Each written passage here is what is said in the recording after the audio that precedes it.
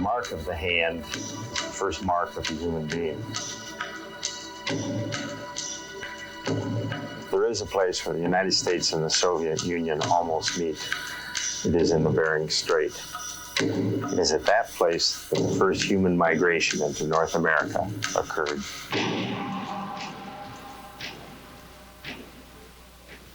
The idea of Arctic Arc is to create a sculpture that symbolically connects the Soviet Union and the United States. The installation on the North American continent is in Wales, Alaska, which is as close to the Soviet Union as we can get on the continent. In the summer of 1986, I went to Wales, Alaska, and asked the people of the village if they would accept the sculpture that was intended to be installed there. That same summer, I also met Joe Sanungatuk in Anchorage. Joe's a Inupiat who was born in Wales. I respected his work as an artist and enjoyed him very much, and ended up asking him if he would collaborate on the project. It is a new concept in more ways than one. It is a concept which was designed by one person who has done other similar works around the world. It seems almost to me a coincidence that he decided in a place where I was born, and that we got together and found that there were a lot of things that we needed to discuss about this project. The idea behind my global art projects, like Arctic Arc, is to create images that peacefully unite us. The sculpture of Arctic Arc is a symbol for a hand, a bridge, and an Eskimo sled. The sculpture is 30 feet long, 20 feet high, and consists of Sitka spruce timbers that were logged in Alaska. It also consists of some stainless steel tubes that are aligned to the equinox and the solstice. Now, this particular piece, Arctic Art, I see as an extension of what he's done in the past, particularly the last 4 or 5 years, with the world pieces, the Four Corners project and Sunsweep. It's become more and more involved with the process. When I first knew him, it was, the structurist work. It's very precise, but it's also a very isolated sort of activity, it seemed to me. Even though, it's so abstract, and it's him in his studio. But now it seems like the involvement with people is the greater part of the work. My projects often begin by exploring maps and looking at those images that inspire me. In the Four Corners project, I designed a sculpture that would be the biggest sculpture in the world with the least amount of material. It is an invisible tetrahedron that exists inside of the Earth with only its outer corners visible. Those outer corners are Greenland, Irian Jaya, New Guinea, Easter Island, and Africa. I went to those 4 spots and with ceremony and ritual installed each of the corners. Sunsweep was the creation of a metaphorical arch spanning the continent of the United States and Canada. It's at 3 points along the US-Canada border, and the sculpture is aligned to the solstice and equinox and portrays the path of the sun over that long, peaceful border. When I'm looking at maps, I'm not looking at them so much as a country and its current history, but as something much more ancient.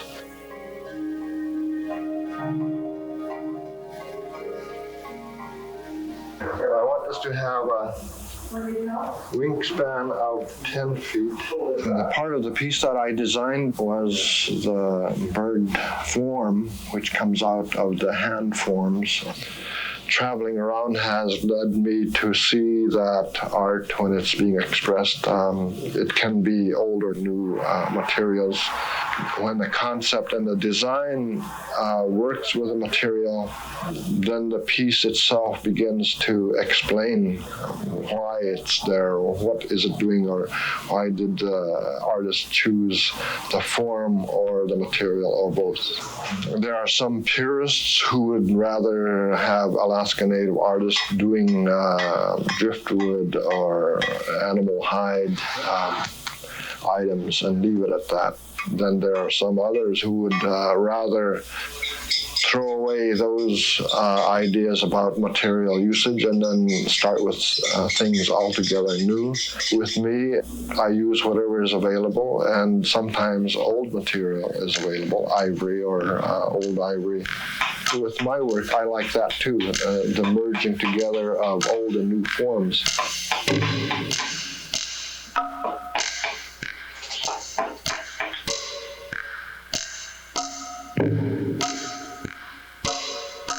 I never really copy masks from the museum, from that idea to my workbench. I don't.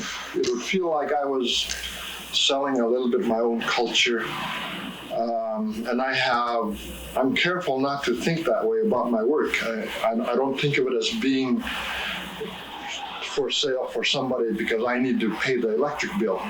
Usually I don't try to think that way. And if I keep that idea away from me, then I can concentrate on what mask making really means. Because I want to keep it true to myself, in that I live in 1988, I work in Anchorage, I watch TV, I drive a car, I go to junk shops, and I find things that I think would be meaningful or useful or decorative in my own sense. And if you look in my studio, you'll see that I'm taking a lot of trips to junk shops.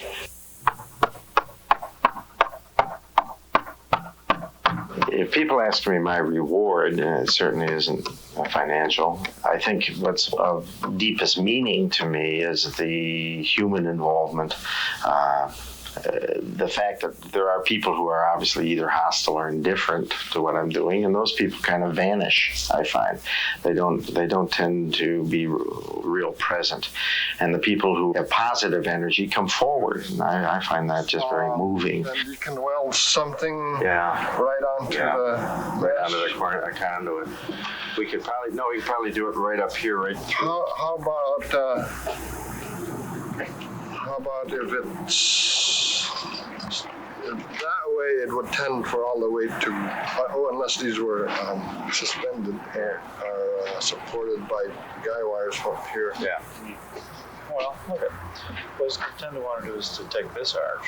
These sorts of projects have taught me a lot, and they've taught me about time, and then they've taught me that I can't force things, and that communities and the people involved will tell me what they want to do. It's for an artist, it's important to be in touch with other people's realities, and that's one of the things that this is at least asking about. Yeah, I learned rope tying and splicing. First time I was getting into it was I was about 8 years old. My uncle was teaching me, and he was fixing up a dog team tow line and harnesses, so that was my first introduction to splicing. I grew up in the same village as Joe. As a kid growing up, I was able to see the Siberians when they came across. I don't remember them very well, but I'm sure they would remember the name of my grandfolks over there. So if I ever got across there, I'd be able to find my relatives, close relatives. Siberians and the Eskimos on this side haven't greeted each other for a long time.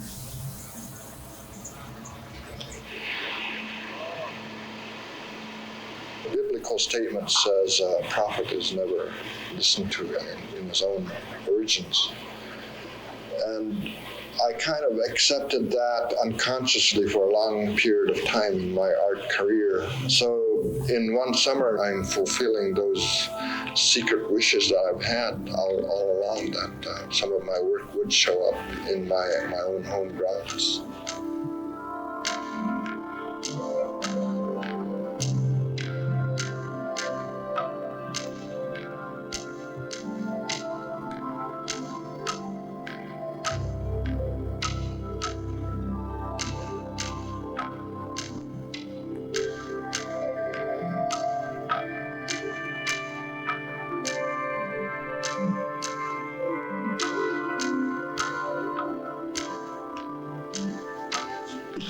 use these when we eat dry meat or dry fish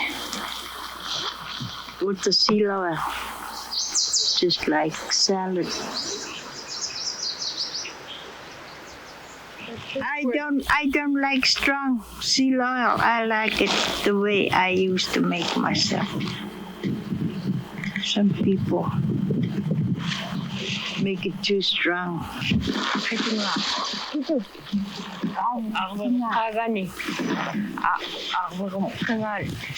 Yeah, her daddy used to tell stories. She's telling right. Oh no! Next time I'm gonna take a piece of We should have something. paper box. So I can slide down when I'm ready to go down.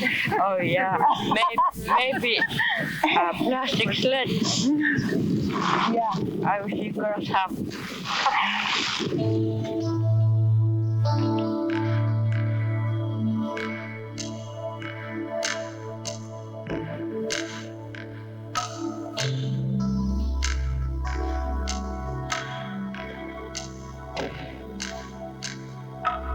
We went to school here in Wales, grade school, and our textbooks were probably the ones that your folks used, which were reading about Dick, Jane, Sally, Spot, and their parents, their little blue car, and their red umbrella, and their suburban surroundings, their environment were shown to us as normal.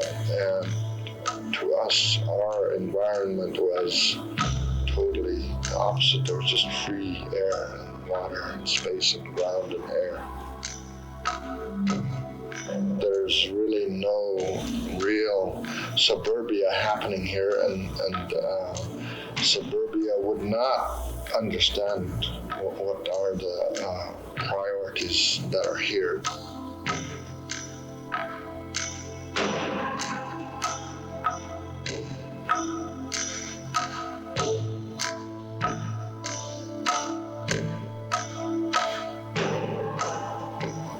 It has about it the feel of arrogance, and it has about it the feel of one more imperialist gesture to somebody out there saying, here's a piece of sculpture, I know you're going to love it. The safeguard that's built in is that the community has to agree with me, that other people have to agree, that I have to be somewhat persuasive. I don't think I come in like I'm trying to sell a used car, and after all, I'm not asking anything of these communities. I'm not asking them to pay for it or do anything special. I'm prepared to accomplish the piece without that. So I hope that I always have the wisdom to have safeguards such as that built into it. It worries me. I have constant doubts about the pieces I do. I have constant doubts the whole time I'm here. Should I be here? Should I be doing this? Is this sensible? I can only do these things because I have people that love me and people that like me and people that are supportive of me. I can't do them alone. Is it fair of me to draw them into this kind of a project? Is it fair of me to come into a community and do things like this? So sure, I have lots of doubts about those kind of things, and they seem to never end. I keep coming back to is who I am as an artist, and it's very difficult for me to live with myself not acting on my dreams, not acting on my visions. Hey, don't let her get away. Hold it easy. Hold back. When he first came, he had met with the public, and most of the public, the few public that showed up, they were for the Arctic Arc, and there was just some people that were negative about it. And I see it up there now. I think it's beautiful. It's neat. And to have somebody that is really from Wales be involved in, or to have any part to do with it is, I think that's a very good thing. And that's a good thing about it too, is they really wanted people to be a part of it. And I think that's a good feeling, him wanting the local people involved.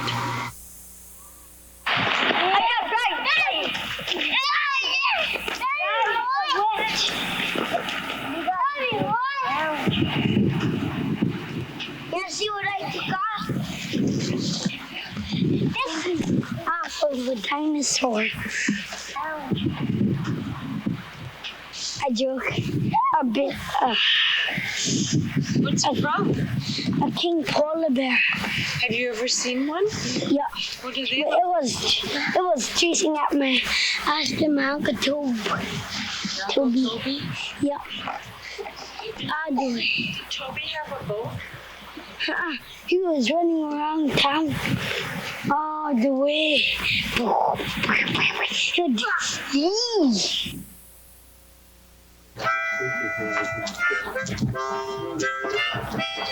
When I walked through the village of Wales carrying the whale bone, I felt the ancientness of that town. I felt a part of something real old.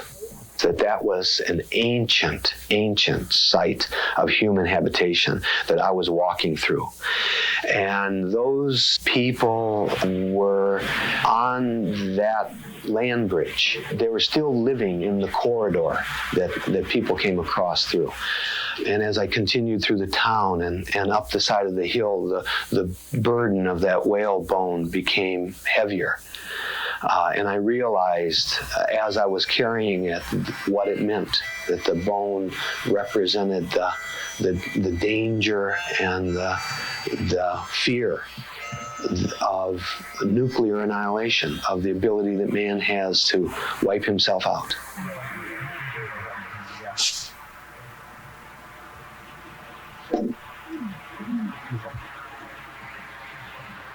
My testimony is so. My last name's Riddle.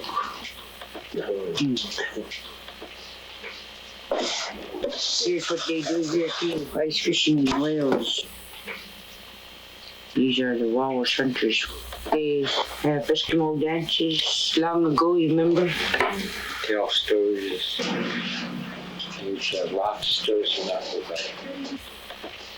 It's a little different nowadays.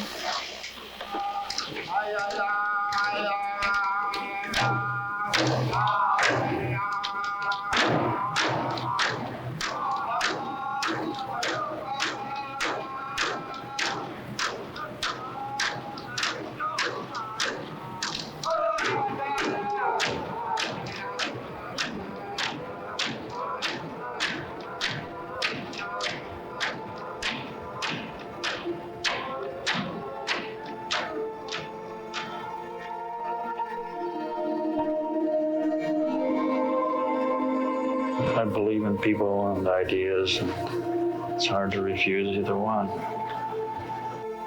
Something was being done here. There were two friends involved, Joe, David. There was a way I could help. We're talking about Borges and the circular ruin, and there was something in that metaphor, that finally verbalized something for me. And that was, Borges' stranger's task was to dream a man alive. And then I saw my task as to dream the peace alive. And then the words came out, and myself in the process. So since then, I've seen, the work as. Okay, one here. This is the activity by which I dream myself alive, and that's what I perceive in other artists too.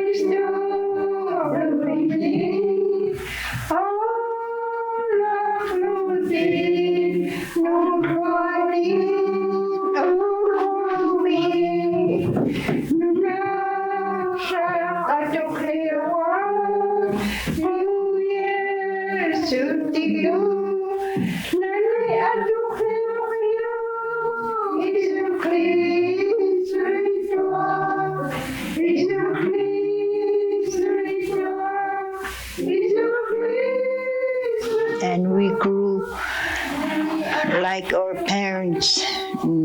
All we have to help around them. Gathering in summertime, we gathering greens, us girls, and then in wintertime we go get wood duck team. And we never be hungry Eskimo food like I eat today. All we eat. And we learn how to sewing, how to survive, how to live. We grew what they taught us. In 1929, I was married to Willie's Nangitak. On July 29, we married, and we got 3 boys and 2 girls. And then 1951, my husband think our boys have to have education. He was looking for a job. So we moved to Nome 1951, October 10. So he could help them a little bit when they went to college. We all happy marriage, even we're poor at that time. Let them grow our kids. And then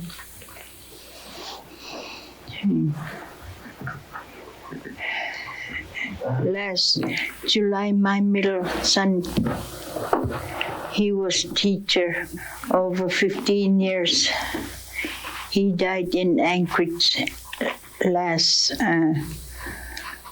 May 27 in Anchorage.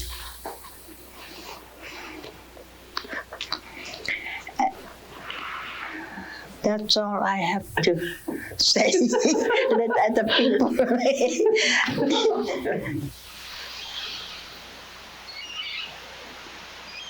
My older brother, Skip, was suddenly in the hospital and dying, and I visited him every day for 2-3 months. And I was working on this mask, and I started to work his face onto this mask. There was life under that comatose brother of mine, but again, there was no life. So as I neared the finishing this mask, Skip died, and I looked at this mask and I thought, wow, I've been doing a portrait. And I guess I finished it about a week after he died. I needed something to do to keep my mind occupied at that point, and that's what I do. I take what's going on and it ends up in my work. I think that's what artists do.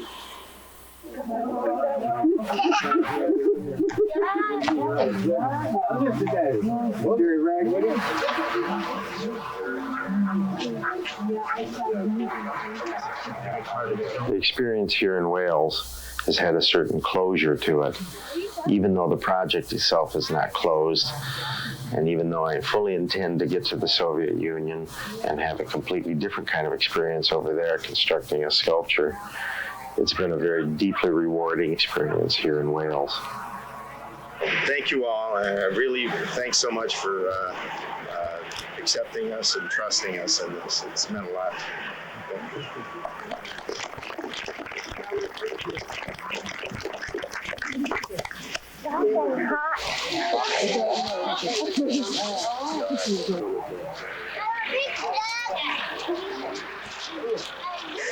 Okay. Thank you. You're welcome. Is this for America? Nope, not yet. Is it? Hey, these things are have to be the same size. Is that the temperature? That's the middle. Is that how to do this now?